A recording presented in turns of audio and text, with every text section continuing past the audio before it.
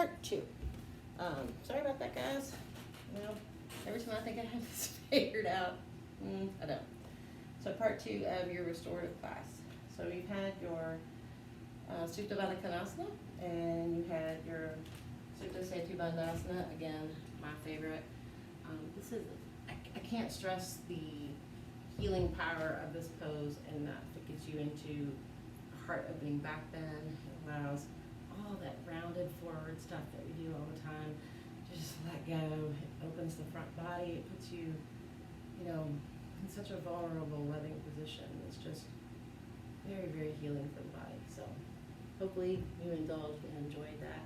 Now we're going to go into, so I talked about battling Brooke in the last class, but I had some issues with Linus being in the way. So now that I have a lot of space and Linus is outside on this beautiful day, I'll be able to show you all how to get in this pose. So this pose is really good. I liken it to, you know, your body is the water. It's just kind of this brook kind of going over all of the ebbing and flowing over all the rocks, the creek rocks and things like that. So you're just going to allow yourself to kind of ebb and flow over your props. So same deal, you can use a bolster for your back bend or for underneath the knees. You can use a rolled mat or a rolled blanket for underneath the neck. I'm going to use a blanket today. I showed you a mat, I believe, last time, if I'm not mistaken. So you'll roll it up. And on this one, you're going to go pretty high. So I usually just start with rolling it up, and I leave a little bit of a lip, and I just put that at the head of the mat, or at the, you know, where the head of the mat is going to be. Because you can always modify it to suit your neck. You actually do want to have an opening across your throat in this one. And then you can position your back bend piece wherever you're going to be, and then you can get your props together for underneath your knees. So when you're getting your props together for underneath the knees, if you're using a bolster, great. You may need more than that. And so you can take your blankets, once again. So this is why if you have that one fold, you can just always come in and out of that fold so easily as you transition between restorative poses. So I like to do one fold, do a little stack. You can go, again, as high as you want. You can stack 3. This is my personal preference. I like to stack 3, and then I like to take one non-folded to drape over it. So it just kind of creates like a bolster-ish feel, right? Okay. So from here, you can always also, guys, you know, have a blanket to cover yourself up in these. I normally cover myself up when I get in these postures, but I set it up so that as I'm getting into it, I haven't used it today because I wanted you all to see how the body lays over the props, but you can unfold your blanket, put it at the edge of the feet, and as you work your way into the pose, you just kind of pull it up a little bit at a time. As you're doing that, don't kill your neck to lift up and yank the blanket. So that's why I say start with it. So we'll say we're getting into this posture here, battling Brooke. So if I'm going to sit in front of my bolster, which is what I'm going to do, if I wanted a blanket, I would go ahead and unfold the blanket, place it over my feet, and have it ready to pull up. That way I'm not lifting up out of this to go yank on that blanket, okay? So, again, you want to have your tailbone on the floor and the shoulder blades on the floor over your back bend. So as you're getting into this, again, you can hold on to the bolster, draw the belly in, allow your vertebrae to come over at one little vertebrae at a time. You can keep lifting the buttocks up to lengthen that tailbone, let those shoulders come all the way to the floor. And then notice I was telling you about that lip. So this is pretty easy to do. You just pull your lip out and unroll to the place it feels good to your neck, to where you're still supporting the neck, but you're getting this nice opening across the throat. And then you let the arms just splay out. Take a deep breath, let that rib cage open up nice and deep. Exhale. So as you take a deep breath in, Notice how, the belly expands, the rib cage expands, and then as you exhale, notice how not only does the belly drop in and the rib cage pull in, but the body just kind of drops and melts into the props. And you want that sensation. You want to have a nice, slow opening over time. So as you allow yourself to rest in this babbling brook, you have this nice supported back bend, nice supported opening across the front of the throat and the neck, opening your throat chakra.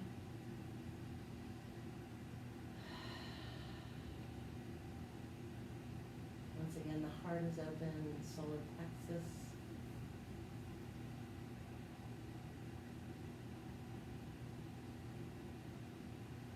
And just allow yourself once again to settle in.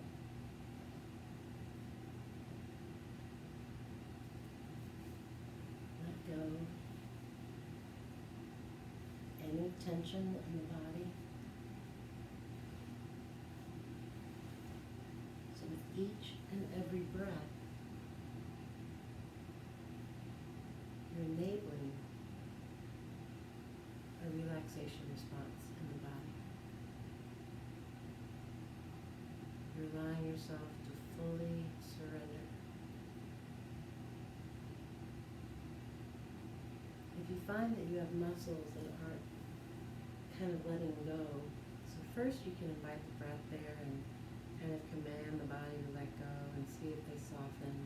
Because a lot of times it's just tension and stress, but if you find yourself holding on physically because something doesn't feel right, it hurts, or it just feels like you have to hold on in order to hold the pose, then it's probably too deep of a back bend or something is not quite right. So you should feel perfectly at ease in restorative yoga.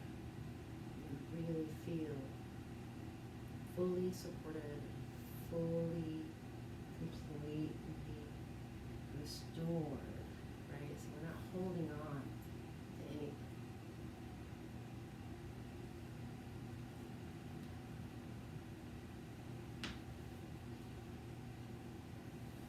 So give yourself a moment, take a little mental scan of the body and just from the crown of the head all the way through the tips of the toes, notice what's going on with the body. You feel relaxed. Don't judge, just notice. Allow yourself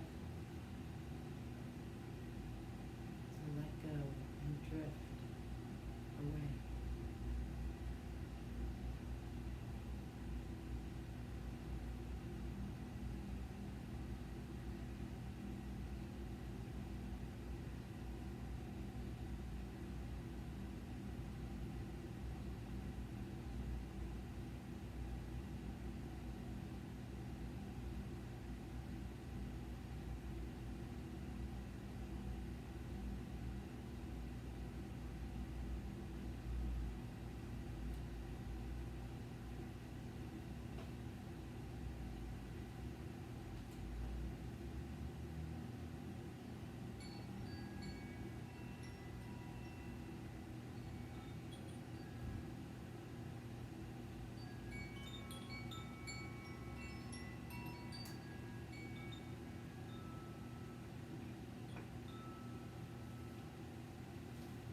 Here, guys. So to come out of this pose, now you're going to be in a little bit deeper of a back bend at this point. So I want you to walk the feet in. You can bring them on top of your bolster or stack of blankets. And you can do one of two things. You can push them away from you, or you can leave the soles of the feet there. Roll to your right. And as you're rolling, you may find that you have to kind of inch from your way off. You want to get off of your props. You can use that right arm in, rest your head on, and then turn your gaze toward the floor. Use the strength of your arms to push yourself up nice and slow. And when you come up to that seated position, just take a moment I'm gonna go through the final pose today. So I personally like 3 or 4 poses for my restorative practice. I like to stay in each one. I would say for about 15 to 20 minutes, but typically when I get into Setu Bandhasana, I usually hold it for, I usually fall asleep, and then I'm not gonna lie, such a great pose. So there's no set time. It's what feels good to you. So again, like I said in the very first video, I believe I said in part 1 of this, you can always just totally pause, the video. So make sure when you do the restorative classes, go ahead and have your video phone or iPad or whatever it is you're using close to you, so you can just pause and let go. All right, so we're going to come into Viparita Karani, but we're going to do it with a little back bend. So you can modify this without a back bend. You can always just do legs up the wall, Viparita Karani. Great pose, once again, letting go of all, you're getting rid of all the stagnation in the legs. So you can use a bolster, you can use a blanket, you can do all kinds of stuff. But what I would like for you all to do is find, you can use a folded accordion blanket, or you can use a tightly rolled mat. So my mat is not rolled tightly, so I'm going to fix that. So you're going to want to set your mat up perpendicular to whatever wall you're going to use. And then you're going to want, you can always use a chair. So if you practiced the first video, we did the legs in the chair, you can do that as a modification, okay?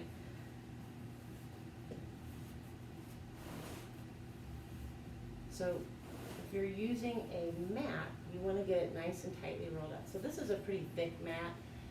The thinner mat you use for this, actually, I think the better it feels, but everybody's different. So you have to do what feels good to you.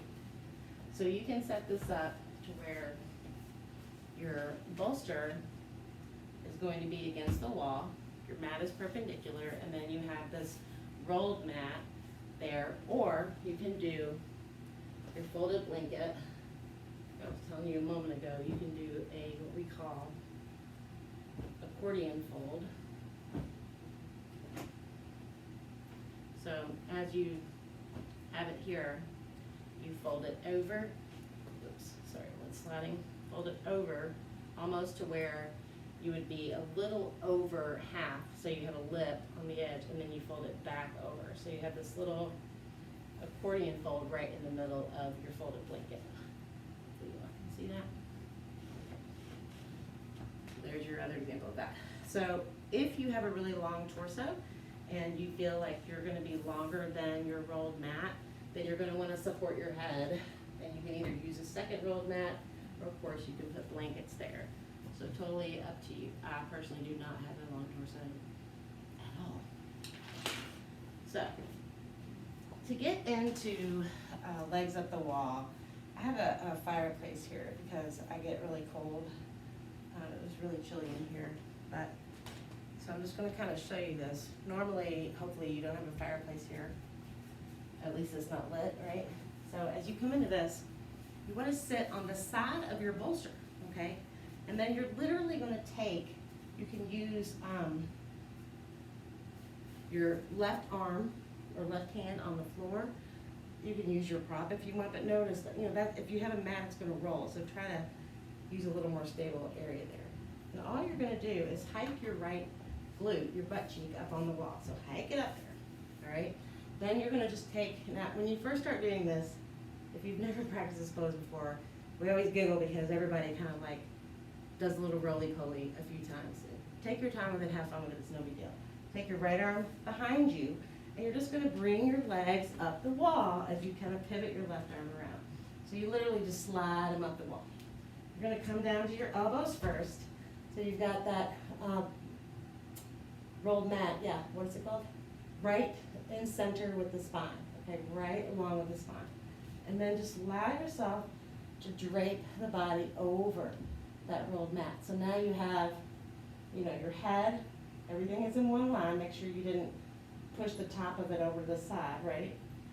So you have your buttocks, your sacral area right on top of your bolster. You got this nice little back bend happening. And then you have this nice opening across the chest, getting, as you open up the pecs a little bit. Now, if your buttocks came away from the wall, you know, I purposely created a space between the bolster and the wall to show you how to fix this. So once you first start playing with it, if you're like, okay, I got into it, but I don't want to come all the way out but I'm too far away from the wall. So you can come onto your elbows, like you're gonna work those little, you know, I forgot what I call them now. I'm just spacing out. So just press onto the backs of the arms and just lift the butts up. So you can use the soles of the feet or the heels to push onto the wall and just inchworm your way up. So the closer you are to the wall, the deeper of a hamstring stretch you're gonna get. The further away from the wall you are, the less of a hamstring stretch you're gonna get. It's not about getting a deep stretch, it's about what feels good to you, right? So just once you get there, again, allow yourself to let go.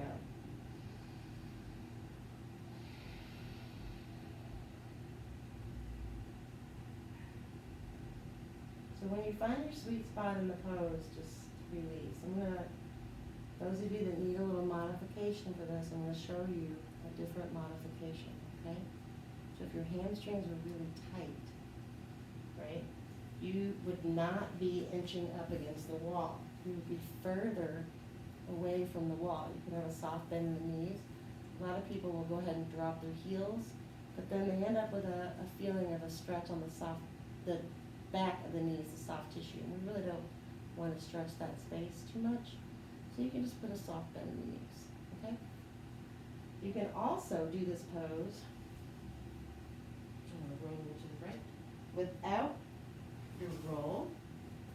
So say you can only do one pose and you want to get a back bend, but you also want to get an inversion.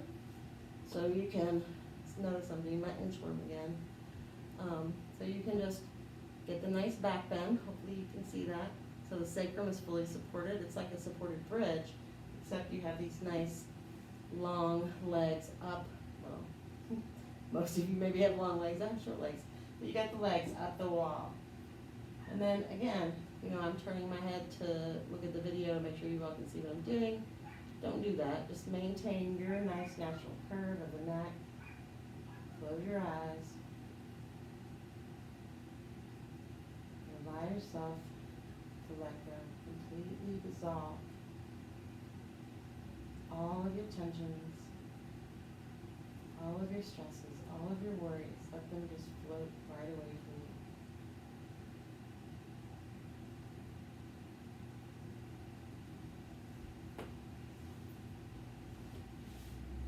So legs up the wall pose.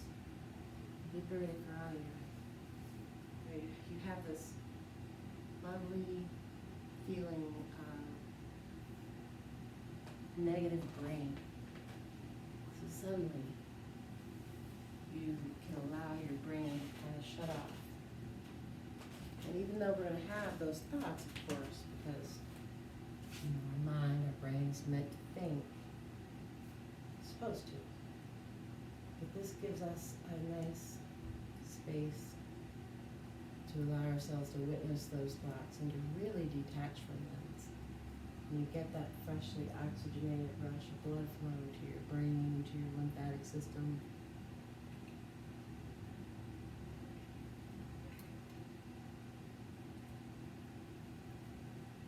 It allows you to let go of thoughts, and keep in mind, anytime you're getting a rush of blood flow to your lymphatic system, you're allowing those lovely macrophages to kind of go eat up any bad stuff in the body. So this is really positive for your immune system.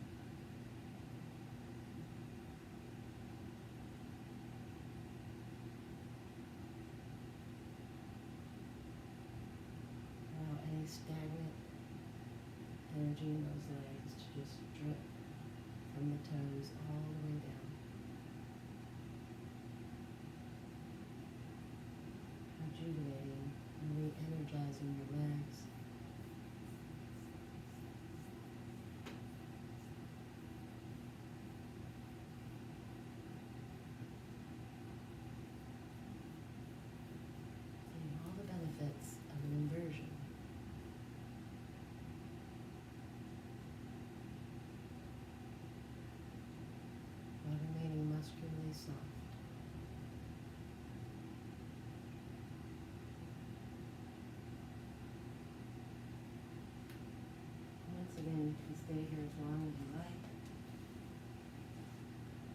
do come out of inversion, any inversion, but especially if you've been in it for a while, when you come out of hip recline, you make sure that you roll to your right.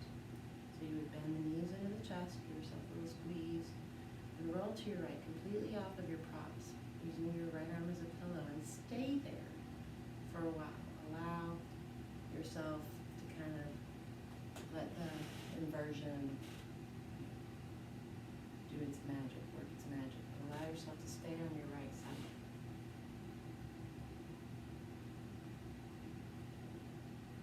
And if you're staying in the pose, of course I highly recommend that.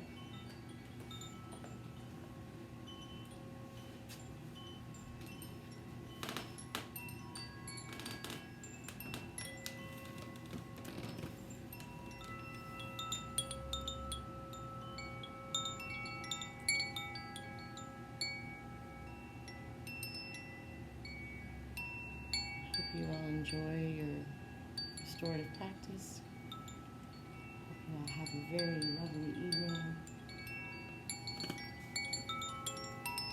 Namaste.